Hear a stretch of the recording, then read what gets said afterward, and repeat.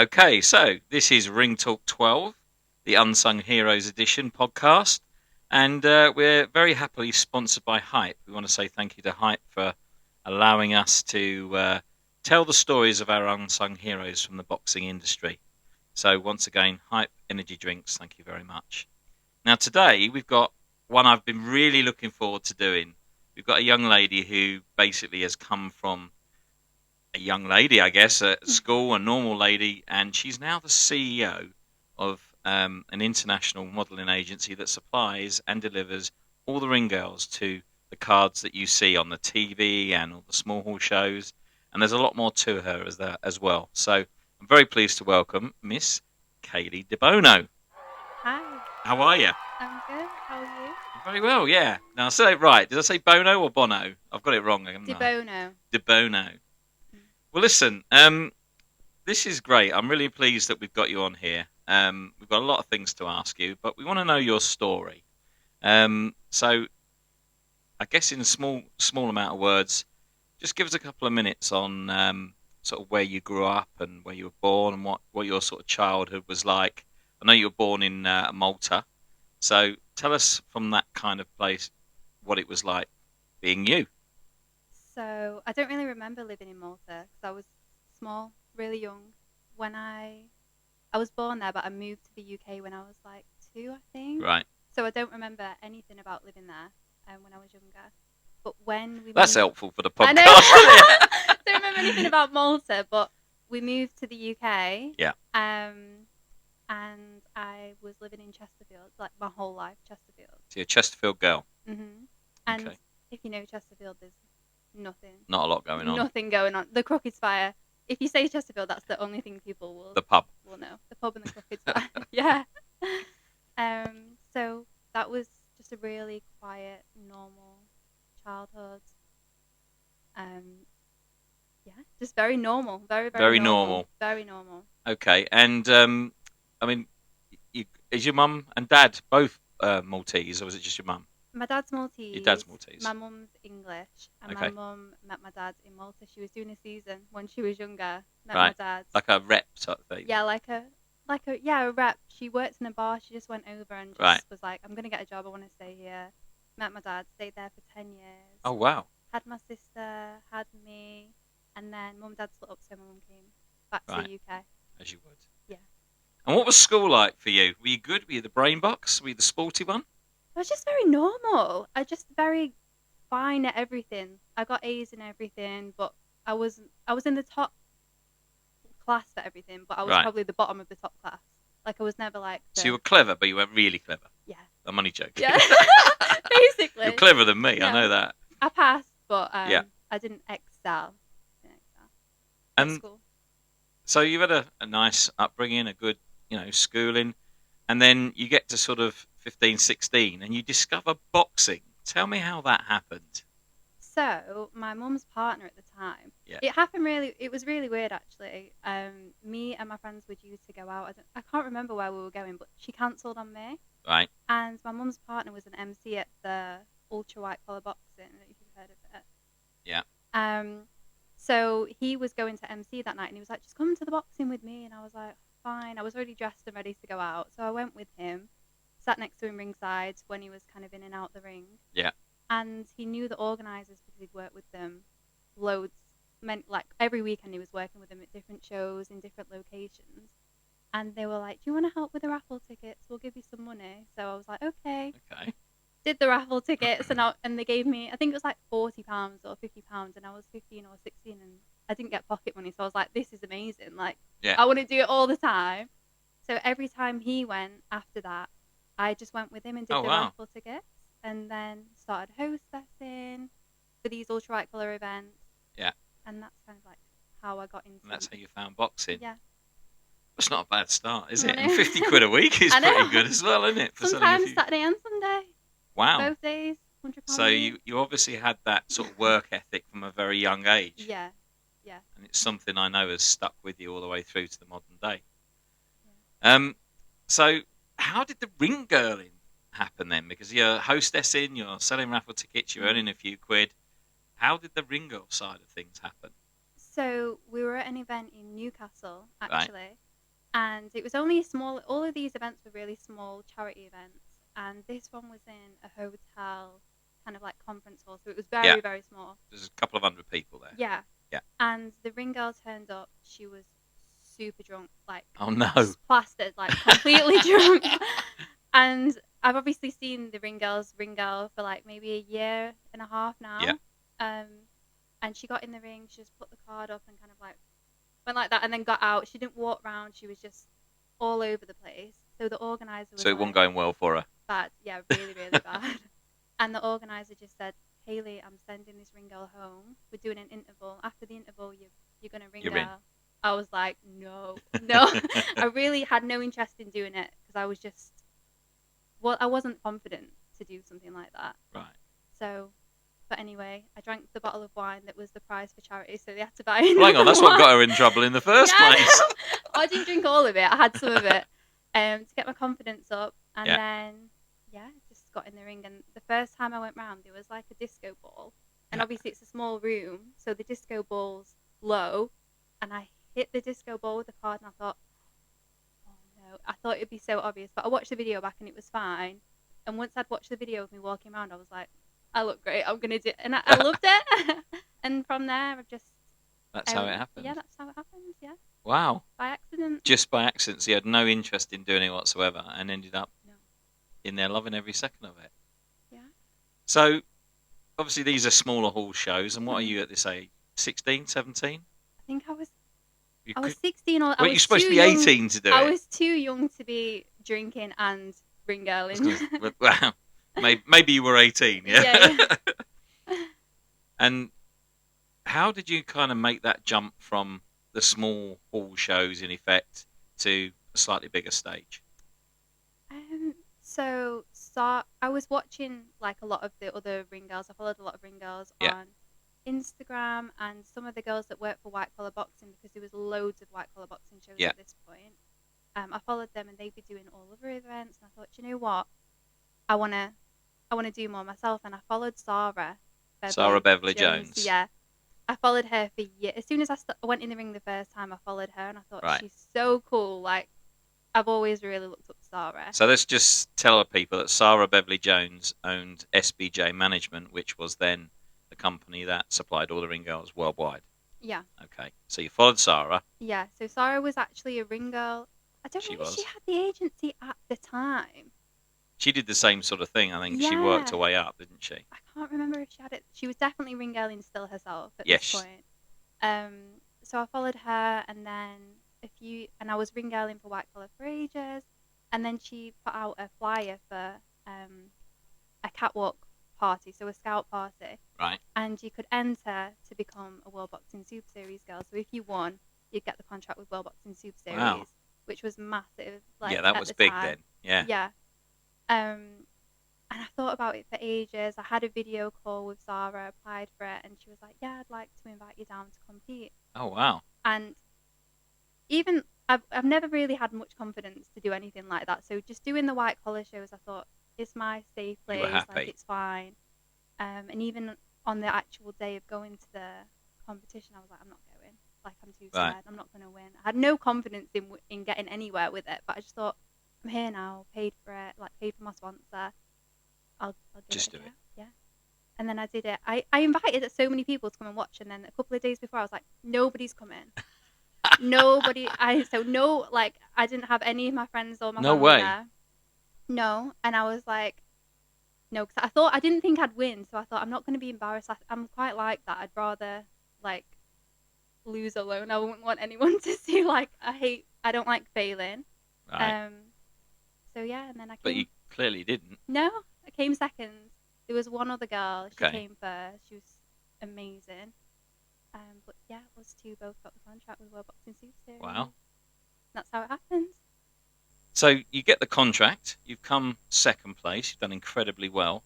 But, I know you quite well, and I know that your work ethic is second to none. I mean, you're 17, 18 years old at this point. But are you working as well? Have you started a career outside of the ring girl kind of stuff? Yeah. At one point, I was working like 4 jobs. Wow, what were you doing? So I was working at my grandma's hair salon on a weekend. Okay. Any weekend that I wasn't doing the boxing, Yeah. I was at the salon just being a junior, making coffee, making tea, doing blow dry sometimes. Yeah. Because I did hairdressing at school as well. So I Okay. took that as like an option. I was waitressing. So I was working 1 day a week waitressing. Right. I was working in a bar. Wow. So there was one weekend, I think it was Easter weekend, and I'd worked like 24 hours straight, well, 23 hours straight. So I'd open All the way through, the whole way through. from one job to another to another. I opened the gym at 6. I worked in the gym. Right. So I opened the gym at 6 a.m., worked Yeah. 6 till 12, walked down the road, maybe like half an hour walk to the pub that I was waitressing at. Worked 12 till 5 there, I think it was. Right. 12 till 5. And then I walked back to the gym, do 6 till 10, walked to the bar that I was working at, and I worked 11 until like 2 a.m. And then I had to open the gym again At 6 at o'clock. 6 a.m. So there's no point going home because I didn't drive at this point. No point going home. So I walked back to the gym, waited in the gym. How did you do that? How did you cope with that? I just always wanted to earn money. Like all my whole life, I've always just wanted to earn money.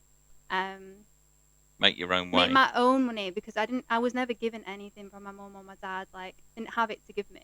So Right. I had to make my own money. Wow, 4 jobs. Yeah. What else was I doing?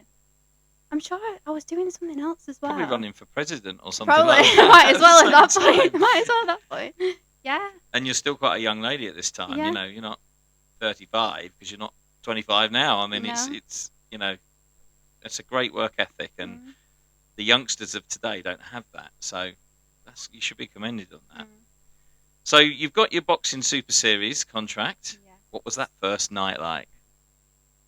I think we went to Glasgow. I think the first. It was Glasgow. Was it? Yeah. Glasgow. And that's not an easy crowd, is it? No, it was crazy. I was so excited. It was the first time flying away for work. Right. I was with obviously a new girl with a new agency, with Yeah. Sarah, with another girl called Katie, and everyone was so nice. Yeah. And I just remember getting there. I think we'd done the weigh-in, and then they took us out for dinner. The organisers, the Right. Sowlands, took us out for dinner, and I thought, wow, this is Could amazing. get used to this. Yeah, this is so cool. Like everyone's so nice, everyone's so friendly. But I wasn't nervous. I was more nervous in a small crowd than what I was in a big crowd. Yeah, I was going to say, because you Yeah. said that you kind of didn't have that much confidence when you were doing No. that, but you felt okay on the bigger stage. Yeah, because you couldn't see anyone. Whereas when No. you're at these small events, you like look down and there's someone like this Yeah, close it was like to the you. next door neighbour sat there. Yeah. And these shows were local shows, so you might be ring New girling people. and see someone that you Yeah. know. But yeah, this was different, and I loved it. It was amazing. And that whole experience, did that change your outlook on what you perhaps wanted to do, or did it take a little while for that to come into?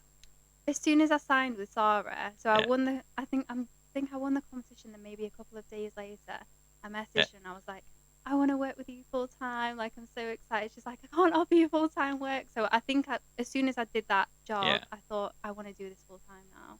This is for me. Yeah. Well, I tell you what, it's not a bad start, is it? I mean, from somebody who kind of just was selling raffle tickets, and in quite a short space of time, I guess, you've got up onto the Boxing Super Series, which was a big deal then when it was Massive. open, wasn't it? Yeah, massive. There was loads of girls at the competition. Yeah. Loads. How many were there? Maybe 40, I think. 40? It felt like a lot of girls, and a lot of girls. That was a short list of girls as well. Right. So Sarah had interviewed loads of people on Zoom that probably didn't actually get. So probably close To to be 100 in total. So many girls, yeah.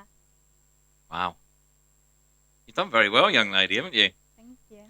So the next step, you've been working with Sarah for a little while, and I'm guessing Sarah's still ring girling as well. Was she doing that at the same she time? did the World Boxing Super Series. So the pair of you together. Yeah. Oh my god. Wow. And how long did you kind of do that for? Sort of at that level. I did maybe.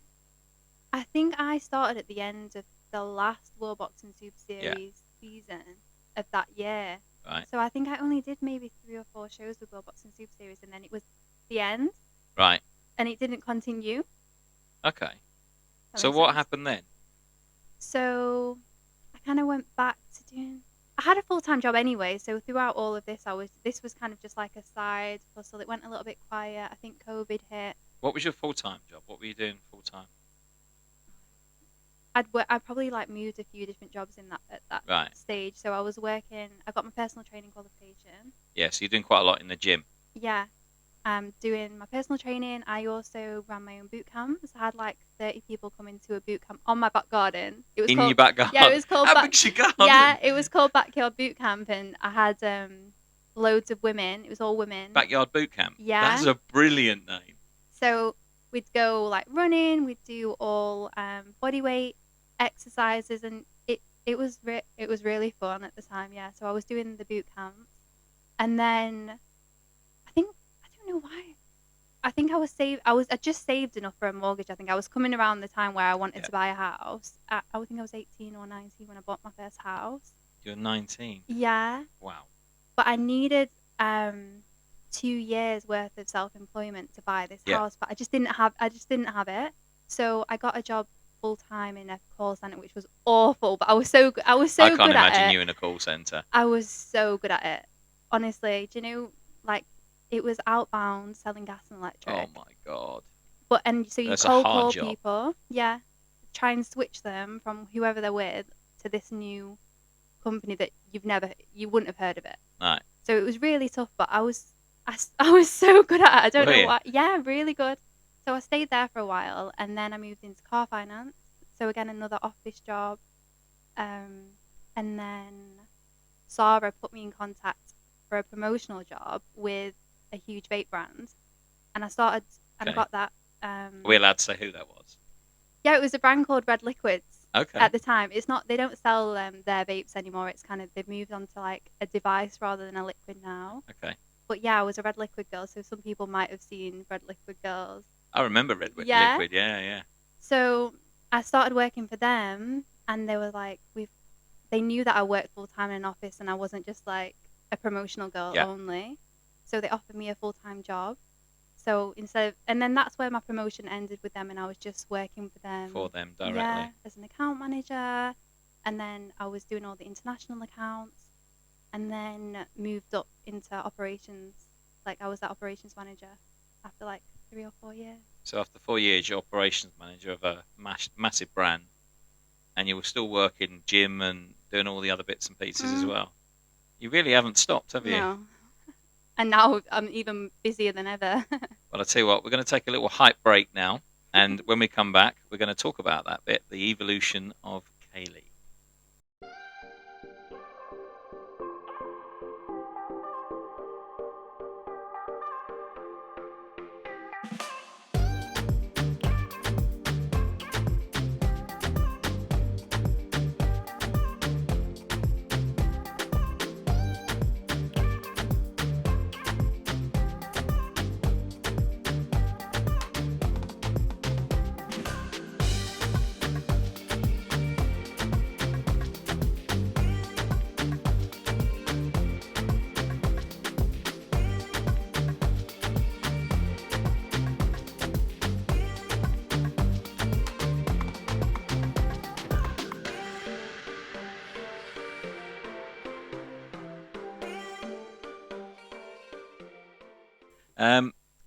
So this is a fascinating story, and you're still a very young woman at this. Even now, you're what, 25, 26?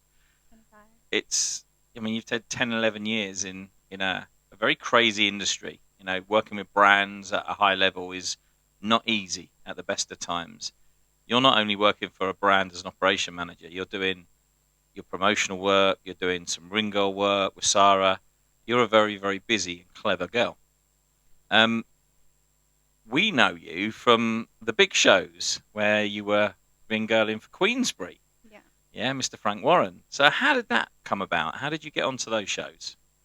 Sarah, I'm very lucky actually to have done the big show, because Sarah sent out an email broadcast saying, we've got this new promotion on board, we're looking for girls, some new ring girls, some set girls to work every show for the rest of the year.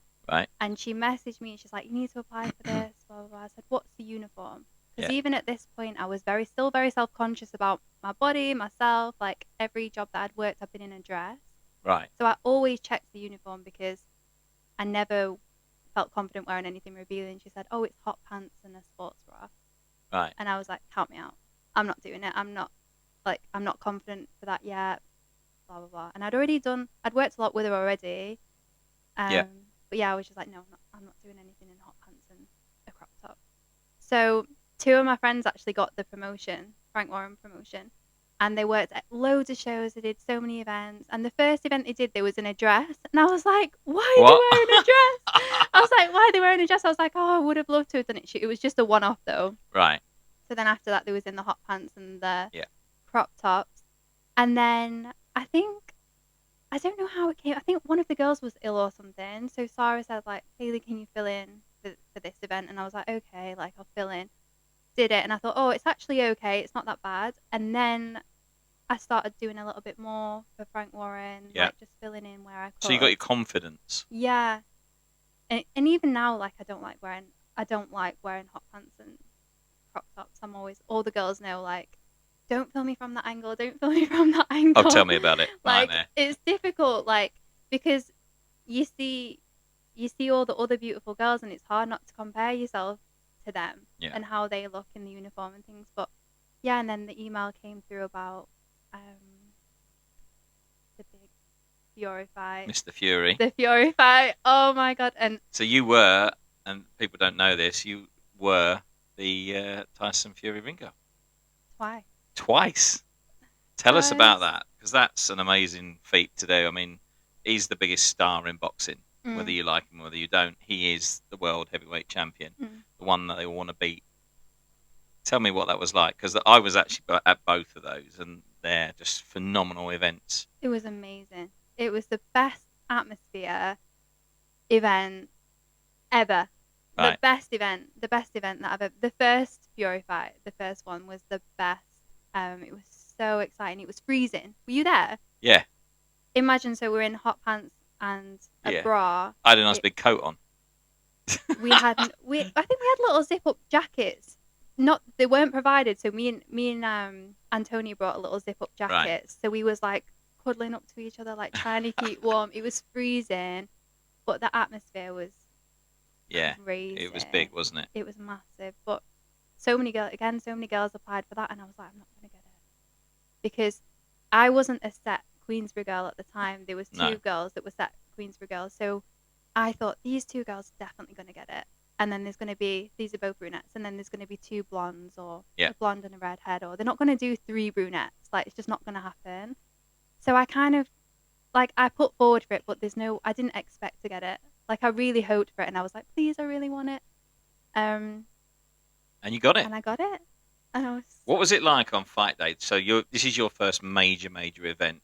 Worldwide audience, worldwide celebrities ringside, so you're going to be stood next to them, having photos with them. What was it like? Was it a complete and utter whirlwind, and you enjoyed every second, or were you absolutely bricking it? No, we loved it. The weigh-in was the best. The weigh-in was the weigh-in was phenomenal. The weigh-in was amazing. So we got there, and we got like escorted in, and we was kind of behind the scenes for a while, and we was stood, and the whole weigh-in was a long, long time just to be stood there. We were so achy when we got home, but when we left the event and we was walking to the taxi, it was like the biggest celebrities. People were running at us like, can we get a picture? Like, oh my god, like so excited to see us. And from that moment of walking out of the weigh-in, was it the Copper? Where was it? I can't remember where the weigh-in was. I'd never been there before, but yeah, Copper Box, wasn't it? Yeah. And when we walked out, we was like, we know this is going to be like the best event ever, just from that atmosphere there. So do you think that was the point where you kind of lost your inhibitions a little bit? Because there's a theme all the way through this conversation, which is that you're not confident with yourself. Because I know you as a confident woman. I never see that side of you that perhaps isn't, and maybe other people don't. But do you think that might be in the turning point? That event, the pictures at that event, my figure, how I looked at that event is the best I've ever felt, because as soon as I was when I found out I'd got the job, I was actually fasting. I was in Ramadan. Right. And I was like, oh no, I'm gonna look so flat. Like I'm not gonna look my best. But I still, but I did. That was the best. That's the best I've ever felt. That's the most confident I've ever felt. And I think from that point, I was like, this is the peak now. Like Yeah. this is the best, the top level. Like what can I do Where do we now? go Like now? where do I go now?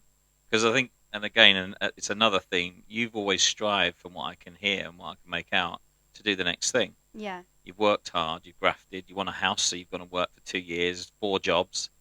You've gone off and got yourself into white collar ring girling, and you've grafted. Mm. And I mean that to get yourself on those shows, like you say, there's probably hundreds of girls that would have killed to have been on those shows. It must have given you a sense of achievement as well. Yeah. I was so proud. Even now, like You got the I w- photos at home. yeah, loads of it was all in the papers. Yeah, It was crazy, and that's I tell everyone about it. yeah. Like I'm so proud of it. Like it's such an amazing thing to be part of, and And yeah. you love Queensbury now, I don't you? love Queensbury. Yeah. I speak to you, about other things, and you're like, I'm a Queensbury girl. I'm not going to do it anywhere else. No, I'm a Queensbury girl. Like I wouldn't work for any. I wouldn't work for any other competitor. Yeah. Brands myself because I'm a Queensbury girl. Personally, yeah. Yeah, personally. So you've hit the pinnacle. Mm. You've got the confidence. You've got a worldwide audience. You're still, doing incredibly well in your own business and job. Sarah's kind of then getting to the stage where she might want to run off into the sunset.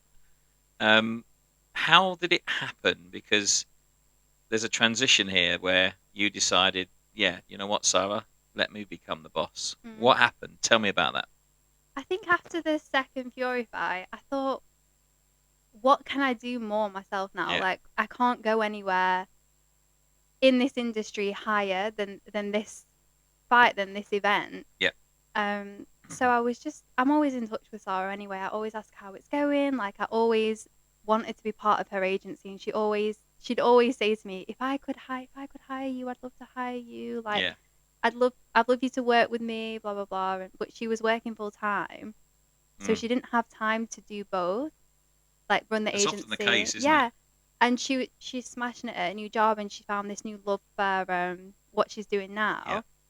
And I was kind of at a dead end with my operations, and I thought, like, I'm not enjoying it. I want to do something new. Like I need, Yeah. like again, like I got to the top end of that, and I thought, what can I do now? Like I Yeah. need something more. So I just said, how's it going with the agency? She's like, I've not really got a lot of time. Like I'm working full time doing this. Like I need some help, but I just don't know what to do. So I Yeah. just said to her, like, can I buy the agency from you? And Just she, like that? yeah, I just was like, do you know what? Can I buy the agency from you? I'm quite a straight person. Like if I feel something, then I'll get the feelers and then I'll just go for it. Yeah. And she was like, oh my God. She's like, I've manifested this. She's like, I would love to sell the agency. If I was selling the agency to anyone, I want to sell it to you.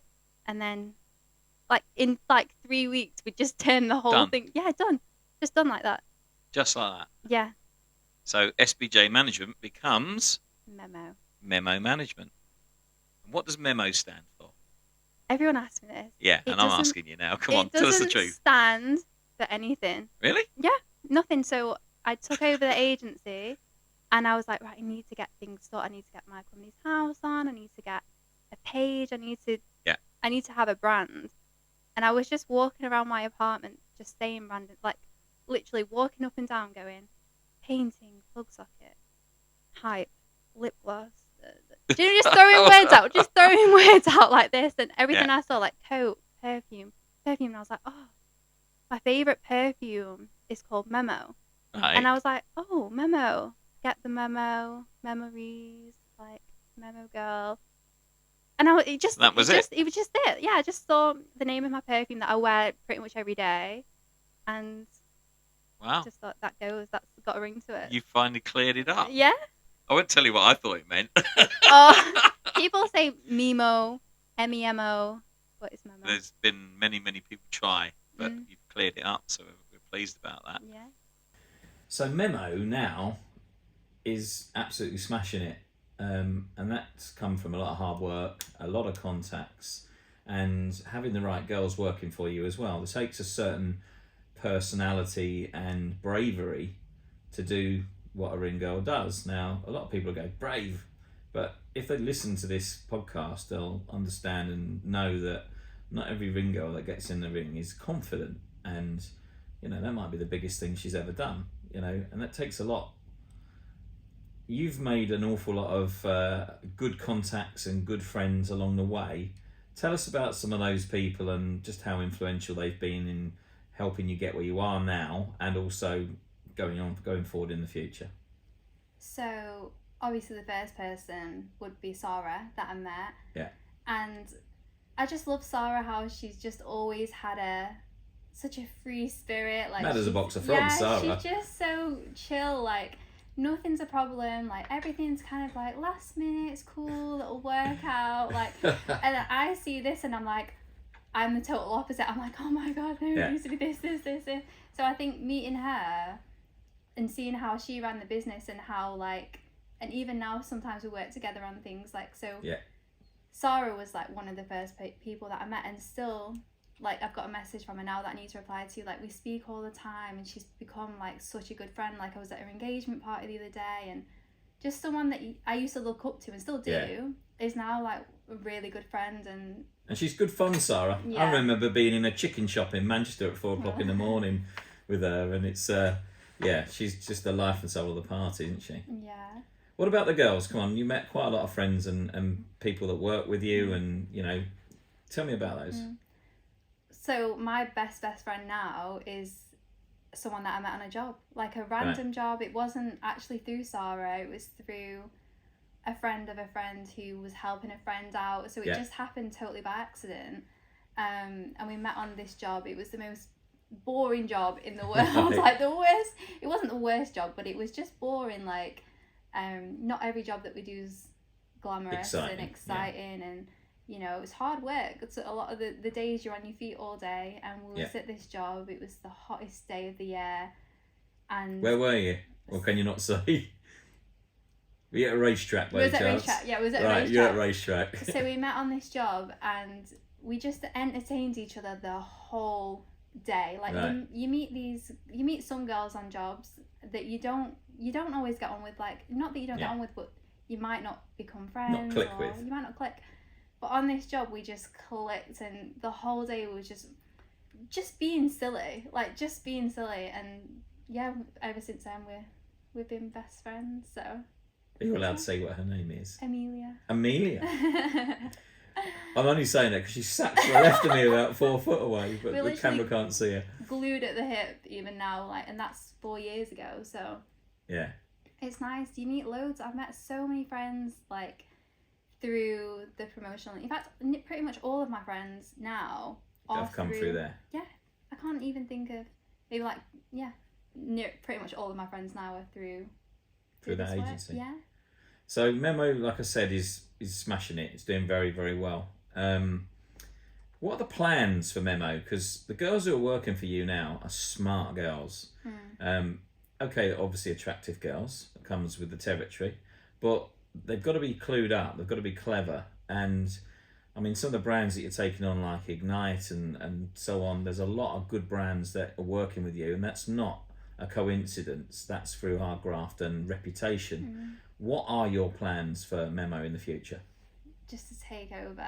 Take over, yeah. So all the boxing promotions, all the MMA promotions, the UFC, like, I have clients in mind that I'm just onto. Like, I'd love to get all of the big boxing and all the fight series brands.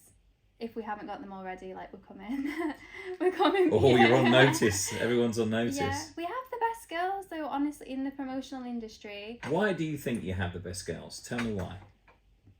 I think because I'm not a huge agency. I'm not a corporate agency. I'm a girl myself that's been through it myself. I know what a brand wants. I know what a model wants, and I know what models want to work with what models and what kind of work ethic. So you know how to match. Yeah, I know how to match. Like a matchmaker. Yeah, match models with models, match clients with models, and match heights, match looks, match figures, match everything. Everything's so thought about. You think, when I was modelling, I thought, oh, Sarah only needs to just book us on a job. That's all she does. Do you know what I mean? Like, you don't realise how much hard work goes behind the scenes of actually getting a group of girls together. Yeah, I can imagine it's quite hard work, and I imagine some of the modern day promoters, you know, are quite hard work as well, because more and more often now there's bigger sponsorships coming in. We're not going to mention some of those brands, but they're going to have stringent ideas of what they want for their brand, and they've got to match. And it's ever changing. Being a model is difficult. Like, you might be with a promotion for a very long time and feel this connection, feel this loyalty, and then something new comes in, and then all of a sudden you're not that face anymore. They want a new face. Like, there's a lot that goes on behind the scenes that's difficult for the girls to be models, and it's very disheartening a lot of the time. Like, I've been quite lucky to get a lot of the jobs that I went for, but a lot of girls don't. All the girls that applied for that didn't get that are like, oh, what's wrong with How me? many girls do you think, out of 100 girls that apply, how many are successful? 2. So it's a really, really tough industry. Yeah. Especially in the promotional industry, because a lot of brands like set girls. So if you're a set girl and you get that position, until you or the brand changes, no one has a chance. So for Queensbury, for example, that was me. So I was a Queensbury girl. So was Antonia. She was a Queensbury girl. And we were the girls. And only because one girl was off sick before I got the role, or something, she was away. I only got in there because she couldn't do it. Like, if she could have done that, then I might never have even got the opportunity to be. It's mad, isn't it? Yeah. It's difficult, because a lot of the time, a lot of the girls are let down, they're disheartened, they think, what's wrong with me? Like, it's hard, it's a tough industry. We're going to have another little hype break, and when we come back, we're going to talk about some of the stories and some of the fun bits that you've had, some of the fun times.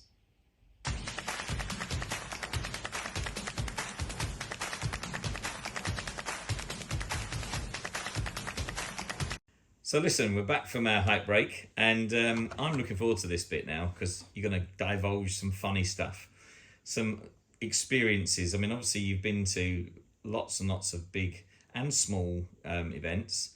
Is there anything that stands out that was a good laugh or a bit funny or happened to you that, you know, we can get an exclusive on? It wasn't really funny at the time, but it's funny now. Oh, I like these stories. When I was working at an ultra white collar boxing event, and I can't remember where it was, but I've worked that event a couple of times again after, and when I got to the venue, I was like, oh, not this one. I forgot it was that venue. So it was an event with loads and loads and loads of fights on. It was a charity boxing event. Right.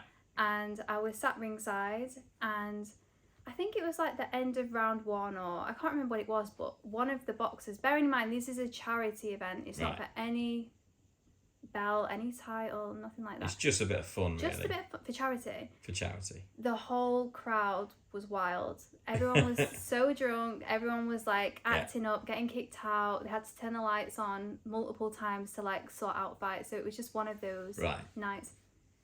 Second to last fight, one of the boxers threw up in the ring. I don't know. Oh no. Yeah, I don't know what had happened, but so obviously the referee was just like calling off the fight. Like, we're not going to carry on. Like, we don't need to carry on. Like, called off the fight. Yeah.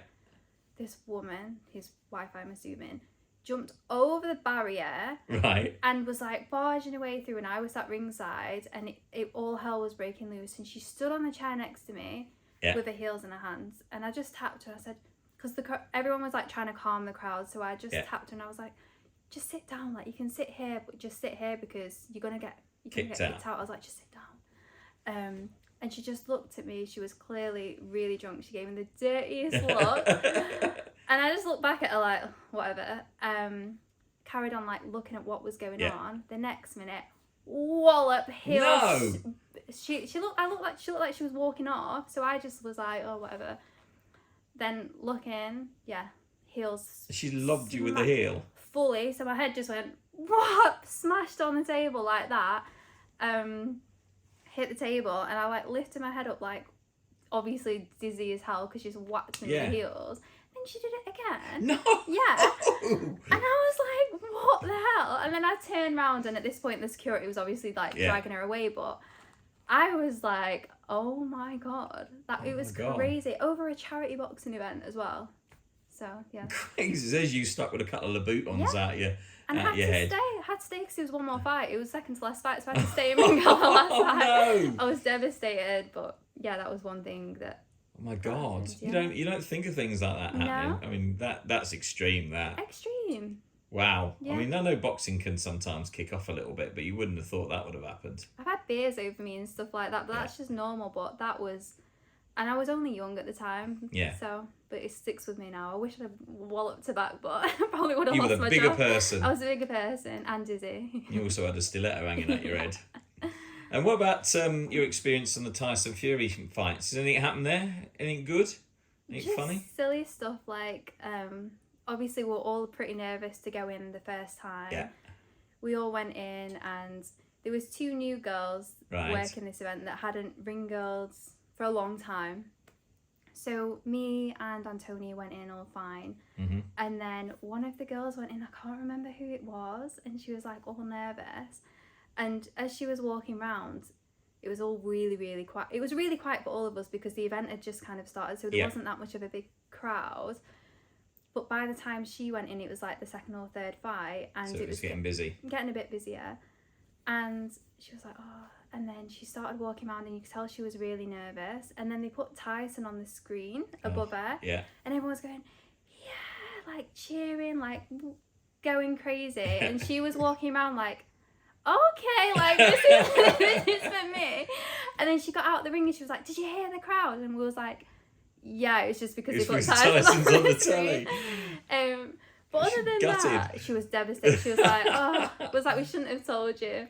But yeah, other than that, it's just silly things like that between the girls. I think when we work events like that, we're sat together, it's just girls working with girls. We don't really mingle as much, especially when you're ring-girling, because you have to just be constantly ready to go in. There's not really much time to speak with people around you because everyone's so in the zone. And people don't realise being a ring girl is not easy. Oh. You're in the arenas for hours and hours, aren't you? Without drink and eat. Mm-hmm. And when there's a new girl, for example, and you're ringside training them up, everyone comes in, puts the 10 pence in, like, oh, you're training, like, it's just, all you have to do is this. And I'm like, okay, right, you sit ringside, know the timings, know how to walk, know how to hold your arms. Go on, Nobbed, you try it. Yeah? Yeah. Know how to get in the ring, hold the card. It looks like you're just walking around in a circle, but there's a lot to it. And especially how I train my girls to walk the same, to not go... Keep the card straight. Keep the card straight, keep your arms straight, keep your chin up, don't put the card forward, put it above your head. Like, there's a certain way that ring girls in Memo look great because they're trained to walk great. It's not just easy. I mean, it's fascinating to hear all this, and I know that there's a lot of people that maybe have had their opinions changed now if they're listening to this, which is the whole reason we do this. This is an Unsung Heroes edition.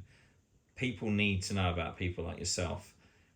It's not, you've not been born with a spoon in your mouth. You have grafted and grafted.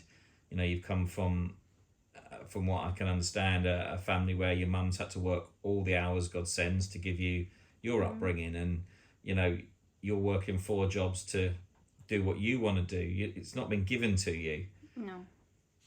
You're what, 26 now? 25. 25. Nearly I'll be in 26. trouble, won't I? You're nearly 26. You're only 25 years old, right? And in effect, you're the CEO of your own company. That's a massive achievement.